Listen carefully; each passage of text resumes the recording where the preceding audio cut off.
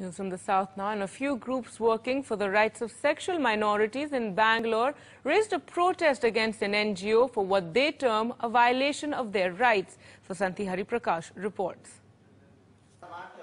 A collective protest against Suraksha, a Bangalore-based NGO that works with sex workers and sexual minorities to create awareness about HIV and AIDS.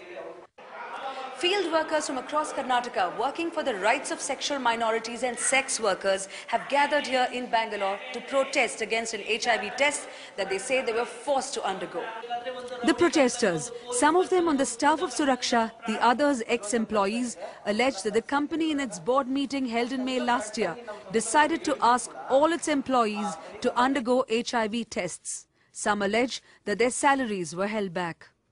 ಅವರೇನಂತ ಹೇಳಿದ್ರು test ಮಾಡಿ ನನಗೆ report ಕೊಡಬೇಕು ಇಲ್ಲಾದ್ರೆ salary ಹಾಕಲ್ಲ ಹಾಗೆ ಅಂತ ಹೇಳಿದ್ರು.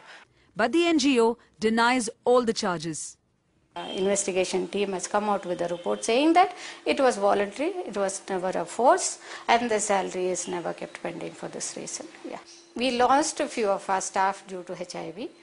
So one was natural death, one was suicide, and 2 attempted suicide cases.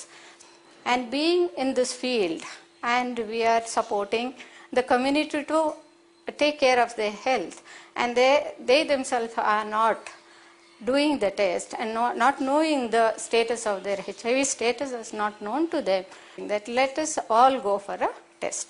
So this was a collective decision taken in the CC meeting.